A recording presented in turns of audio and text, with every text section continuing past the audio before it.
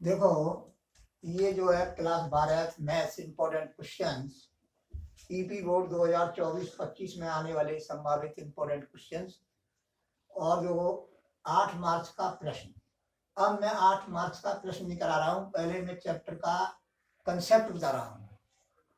Chapter जो मैं शुरू करूंगा, 8 नंबर का प्रश्न शुरू करूंगा, उसका मैं कंसेप्ट बता रहा हूँ। पहले कैसे हल करेंगे, उसको क्या करेंगे, ये सारी चीजें बताऊंगा। पहले मैं आपको ये बता रहा हूँ रेखिक प्रोग्रामन में कि विवरोध किसे कहते हैं, परवद्ध क्षेत्र किसे कहते हैं, अपर्वद्ध क्षेत्र किसे कहते हैं। पहले इनकी जानकारी कराऊंगा, फिर इसके बाद उसको हल करने की, जो विवरोधों को हल करते हैं अंतर्गत रेखिक समस्या जो जड़ होती है उसका मान अधिकतम और न्यूनतम कैसे निकालते हैं, बाद में बताऊंगा इसको। पहले ये समझो। अब जो है विवरोध है ऐसी असमता तुम कक्षा 11 में पढ़ चुके हो। असमता, तो ऐसी असमता 11 से जोड़ रहा हूं मैं इस पढ़ाई को, 12 की पढ़ाई को। ऐसी असमता जिसमें लेस देन इक्वल अथवा ग्रेटर देन इक्वल का चिन्ह लगा हो, विवरोध कहलाता है। जैसे 5x + y is less than equal 100, x is greater than equal 0, y greater than equal 0। ये जो है प्रत्येक असम का जो है विवरोध कहलाएगा। क्या कहलाएगा? विवरोध। अब आता है परवद्ध क्षेत्र किसे कहते हैं। देखो, तुम्हारी किताबों में तो कुछ लिखा है, लेकिन मैं शाब्दिक अर्थ बता रहा हूं। पर ये उपसर्ग है, बद्ध यानी विवरोधों से प्राप्त रेखाओं से बंद क्षेत्र। इसमें आंतरिक क्षेत्र भी आ गया इसका, और उसकी जो परिधि है, उसकी जो सीमा है, उसके बिंदु भी सम्मिलित होने चाहिए उसमें, यानी इसमें अर्थ बढ़ गया। तो विवरोधों से प्राप्त रेखाओं से बंद क्षेत्र जिसमें सीमा के बिंदु भी सम्मिलित हों।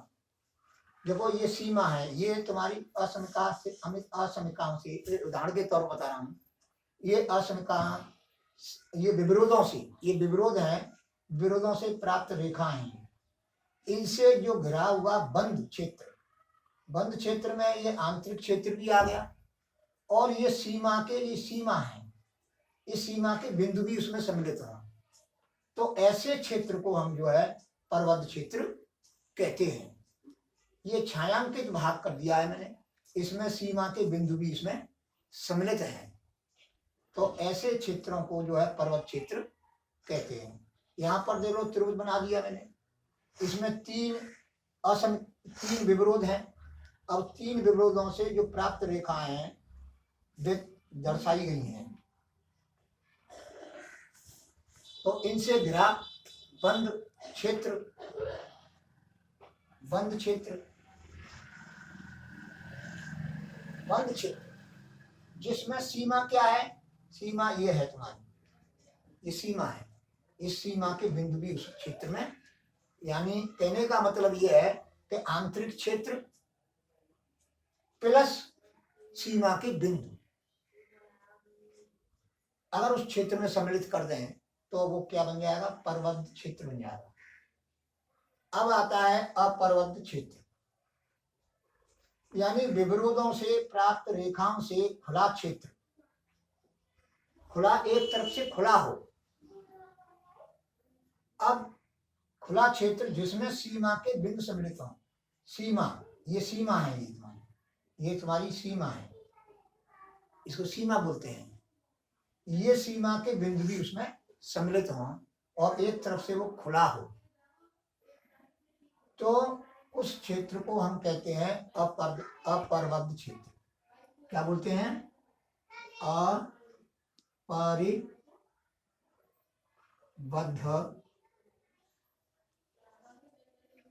देखो, अपर्वद्ध बंद कर देते हैं, यहाँ पर ये बहुत मिस्टेक करते हैं।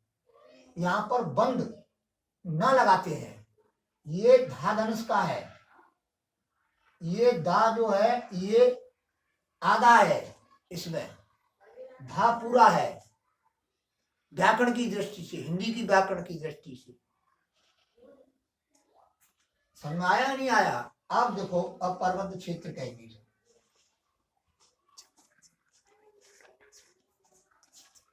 अब पर्वत क्षेत्र बोलेंगे, ठीक है। ये जो है कितनी विवरोध हैं, 1 2 3, 3 विवरोधों से प्राप्त रेखाओं से ये जो है खुला क्षेत्र है।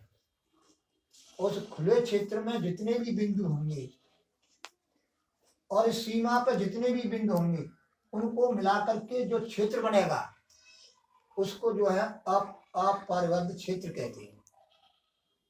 कहने का मतलब इसका मेरा ये है।